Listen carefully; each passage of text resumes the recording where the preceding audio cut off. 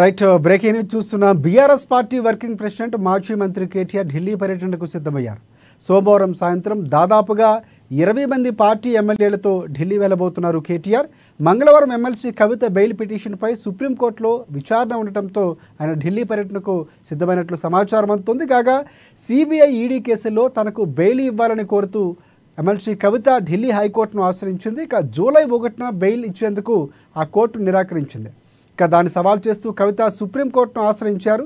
పిటిషన్పై విచారణ చేపట్టిన సుప్రీంకోర్టు ఆగస్టు 27వ తేదీన వాయిదా వేసింది. ఇక తీర్పు వినబోతోంది.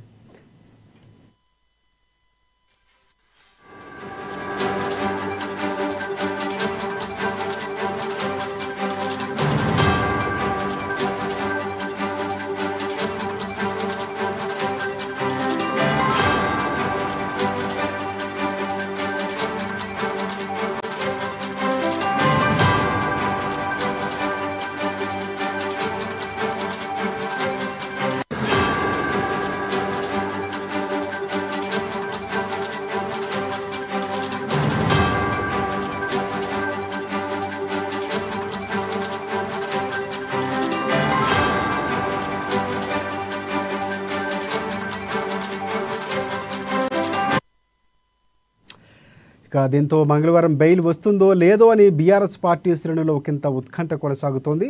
మరొక వైపు ఇటీవల కవిత స్వల్ప అస్వస్థతకు గురైన విషయం తెలిసిందే. ఆమెకు ఢిల్లీ ఎయిమ్స్లో వైద్య పరీక్షలు నిర్వహించారు. ప్రస్తుతం వైద్యులు సూచించినట్లే ఇంటి నుంచే ఆమెకు మెడిసిన్ అందిస్తున్నారు జైలు అధికారులు. అప్పుడప్పుడు జైల్లో వైద్యులతో చికిత్సను సైతం అందిస్తున్నారు. కాగా మార్చి 15వ తేదీన ఢిల్లీ లిక్కర్ స్కామ్లో ఇక కవితను హైదరాబాద్లో ఆమె నివాసంలో ఈడీ అధికారులు అరెస్టు చేశారు.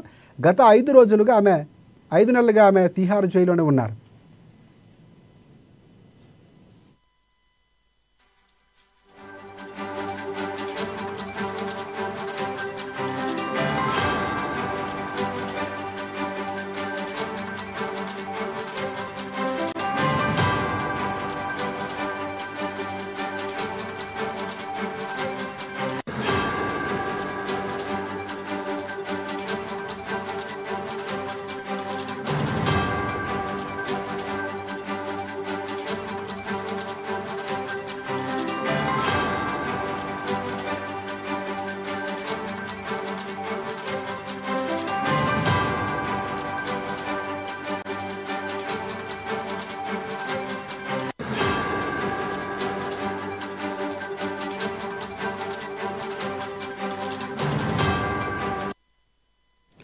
Right BRS party working president Delhi పర్యటన సిద్ధమయ్యారు. సోమవారం సాయంత్రం దాదాపుగా 20 మంది పార్టీ ఎమ్మెల్యేలతో కలిసి ఆయన ఢిల్లీ వెళ్ళబోతున్నారు. ఇక మంగళవారం ఎమ్మెల్సీ కవిత బెయిల్ పిటిషన్పై సుప్రీంకోర్టులో విచారణ ఉండటంతో ఢిల్లీ పర్యటనకు సిద్ధమైనట్లు తెలుస్తోంది. దీనికి సంబంధించి పూర్తి అప్డేట్స్ అందించేందుకు మా ఇన్పుట్ ఎడిటర్ శ్రీనివాస్ మనకి ఫోన్ లైన్లో సిద్ధంగా ఉన్నారు. సో శ్రీనివాస్ చెప్పండి, అంటే కేటీఆర్ ఢిల్లీ పర్యటన వెళ్ళిన ప్రతిసారి కూడా ఏదో ఒక దుమారం రేగుతున్నటువంటి పరిస్థితి కనిపిస్తుంది. ఈసారి కవిత బెయిల్కు సంబంధించి ప్రధానంగా విచారణకు వెళ్తున్నటువంటి తెలుస్తుంది పరిస్థితి. పూర్తి అప్డేట్స్ ఏంటి?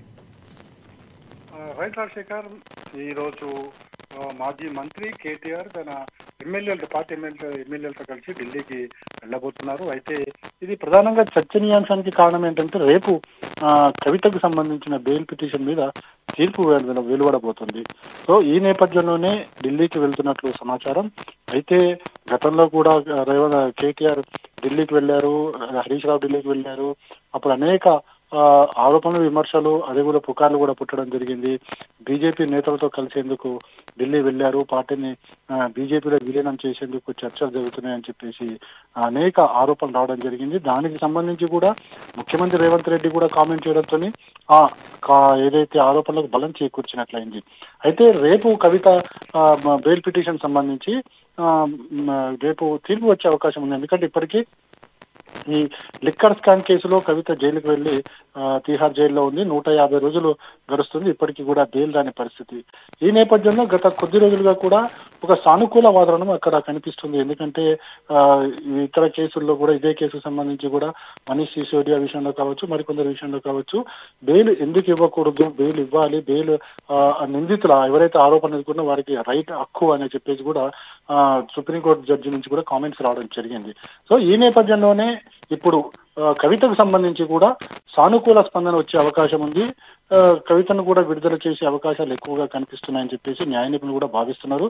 ఎందుకంటే మొన్న జరిగిన పరిణామాలకు సంబంధించి అన్ని కూడా బేరీజు వేసుకున్నప్పుడు కవితకు బెయిల్ వచ్చే అవకాశాలు ఉన్నాయి అనేది ఎక్కువగా వినిపిస్తున్న వాదన. మరి చూడాలి, మరి రేపు కూడా బెయిల్ సంబంధించి సుప్రీం ఆర్గ్యుమెంట్స్ వినిపిస్తుందా, లేకపోతే తీర్పిస్తుందా, లేకపోతే మరో రోజుకి వాయిదా వేస్తుందా అనేది ఒక ఉత్కంఠ మరోవైపు నెలకొని ఉంది. కానీ సానుకూల వాదనం అయితే కనిపిస్తుంది. ఢిల్లీలో కావచ్చు, ఇటు పార్టీ వర్గాల్లో కావచ్చు, సానుకూల వాదనం కనిపిస్తుంది. అందుకోసమే కేటీఆర్ ఎమ్మెల్యేలతో కలిసి 20 మంది ఎమ్మెల్యేలతో కలిసి ఢిల్లీ వెళ్తున్నారు అని చెప్పేసి కూడా సమాచారం ఉంది. అందుకోసమే ఒకవేళ గనక కవిత గనక విడుదలైతే గనక అక్కడ భారీ ఎత్తున పండగ వాతావరణం, అదే హంగామా చేసుకునేందుకు కూడా ఈ ఏర్పాట్లు అనేది కూడా అంటున్నారు. మొత్తానికైతే కవిత రేపు బెయిల్ పిటిషన్ సంబంధించి తీర్పు, అదేవిధంగా కేటీఆర్ 20 మంది ఎమ్మెల్యేలతో ఢిల్లీ ప్రయాణం అనేది ఇప్పుడు రాష్ట్రంలో రాజకీయంగా చర్చనీయాంశమేనని చెప్పొచ్చు రాజశేఖర్.